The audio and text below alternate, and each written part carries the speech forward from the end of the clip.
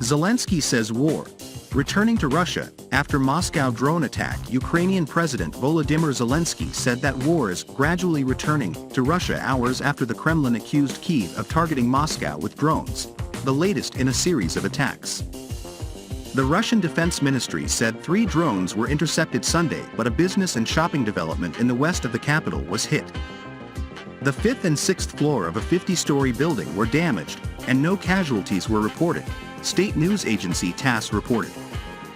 Ukraine is getting stronger, and the war is gradually returning to Russia's territory, to its symbolic centers and military bases, Zelensky said in his daily address. This is an inevitable, natural, and absolutely fair.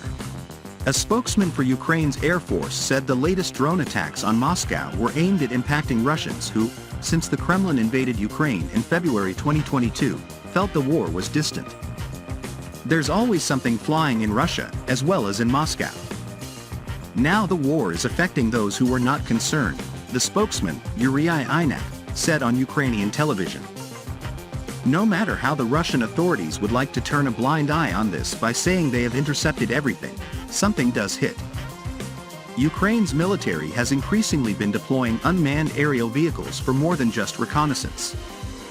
Ukrainian Minister Mikhailo Fedorov, whose digital transformation ministry oversees the country's army of drones procurement plan, had said there would be more drone strikes to come as Kyiv ramps up a summer counteroffensive aimed at pushing Russian troops out of Ukrainian territory. Moscow was targeted earlier this week. Ukraine claimed responsibility for a strike on Monday that hit 2 non-residential buildings, including one near the Ministry of Defense headquarters. Russia called that incident a terrorist attack, although the Kremlin's military actions in Ukraine have regularly caused civilian casualties. A Russian missile attack in the northeastern Ukrainian city of Sumy late on Saturday killed at least 2 people civilian and injured another 20, while a rocket strike on Zaporizhia left another 2 people dead. Both areas had been subject to lengthy bombardments over the weekend. Ukrainian authorities in Sumy said there had been 25 instances of shelling in a single day, while a military leader in Zaporizhia said Russian forces had carried out 77 attacks on 20 settlements across the Zaporizhia, hitting 31 residential buildings and other pieces of infrastructure. Though the strikes in Moscow did not reportedly cause any injuries or fatalities, they have unsettled residents of the Russian capital. One witness to Sunday's attack explained how the incident upended some planned downtime. My friends and I rented an apartment to come here and unwind, and at some point, we heard an explosion. It was like a wave. Everyone jumped, she told Reuters.